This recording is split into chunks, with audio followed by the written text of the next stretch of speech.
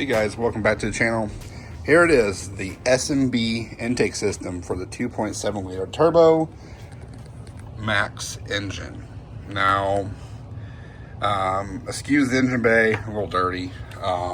Not horrible as like some people that you see show the intake. You know, of people having different intake systems and stuff like that.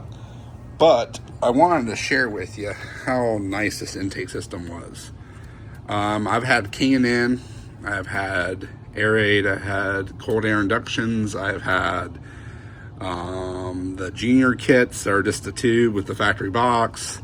They're all nice intakes, but they don't have this open spot here. Now, I did have an intake system by AFE Power. They had a little open spot, probably about this size of one of these, and probably about the size of this one, and it had like a little thing in the middle of it. Now that made a little bit of difference, but this is way bigger. And not only that, the filter, it's hard to really justify how big it really is in there, but it's giant, guys. I mean, you can see from the side of this box and everything that's going on here. And I like how it's like over here in the fender, pulling from over here in the fender. And then also it pulls from the factory spot still. I have an aftermarket Ram Air, air scoop on my truck.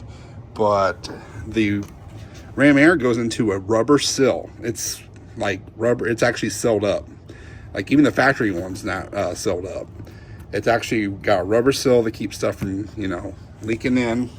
And then it's got this awesome opening here. And I just think this intake's so much better, guys. So much better than the other stuff that I have ran. This S&B intake. They also have a dry filter you can get. It's just like the factory filter, so you do have to replace it every so often, but not as often as you do the factory one.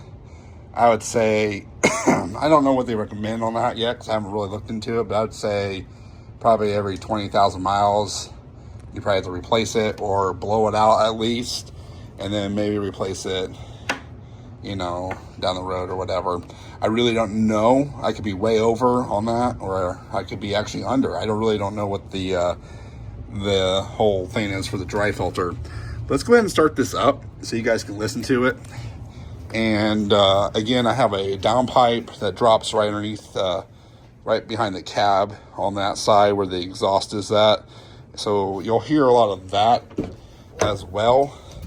But let's go ahead and start this up so you guys can at least hear it.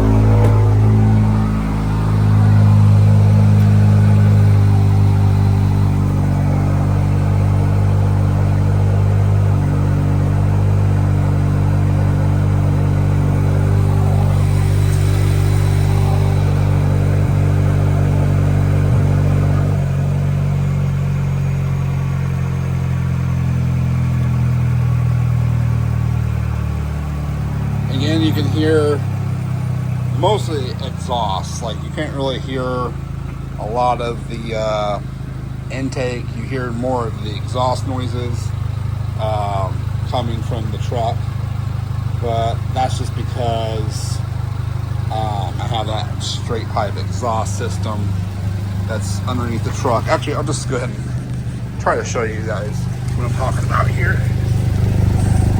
So as you see, it just basically drops down right there, and a little louder in here because we're in the garage and it's echoed off the walls and stuff like that.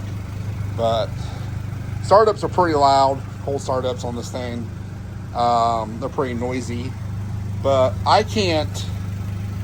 I've tried every exhaust. I've tried a muffler, I've tried a chamber muffler, I tried resonators, and I don't like any of them. Like, I'd rather have the thing completely quiet than have any of those exhaust systems on this truck. And I personally love the turbo noise on this truck. from the exhaust and also from the intake. So I elected to have it just straight piped with the downfiring pipe, 3 inches all the way through, and it sounds pretty good. It sounds awesome. I love the turbo spiel. Yeah, the startups are a little bit up there in the noise department, but I don't really give a crap. I've had other cars way louder than this, but at the same time, a cold startup on this truck is pretty noisy. But again, I don't really care. It sounds good. It idles nicely. It sounds the best. It's just that first startup when it's cold. It's a little bit mean, a little bit in your face. But other than that, guys, I love it. So here it is, just runs just like factory, no different. Runs smooth. One thing I like is that it kind of goes up at an angle. See, it kind of goes up at an angle. So it kind of like opens a lot of this up, and you can see like your throttle body and your belt and stuff a lot more. It definitely opens this up to be able to see stuff a little bit more. I do like that. Excuse me. And then also, the throttle response is better, and a lot of different things are better with this setup. But other than that, guys, I just wanted to share this with you real quick. Hope you enjoyed it. Again, this is the S&B intake system for the 2.7 liter turbomax Chevy Silverado. $350, before tax. Not a bad deal. $350 for an intake like this is pretty good, because cold air inductions and K&N and a lot of other companies are a little more expensive. And again, look how, it's nice. It's a nice intake system. They even send you an adapter for your mass airflow sensor so it can reach, so it's not pulling real crazy. Everything's super clean, super well laid out.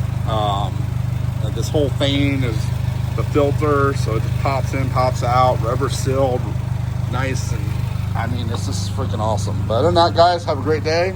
This is the S&B intake system, and go ahead and check it out and get one for your Chevy Silverado, or even your Chevy Colorado. They make one for the Chevy Colorado as well. It's a little bit smaller of an intake, because the Silverado's got more room, and this is the same intake off of the 5.3 and the 6.2. This section is, so that's all the same. The only thing different is the intake tubing is of course different, because this is turboed and those others are V8s, and they all go in right here, and it's just a different layout. But all this intake filter and everything's the same as the V8s. Other than that, guys, have a great day. See you on the next one.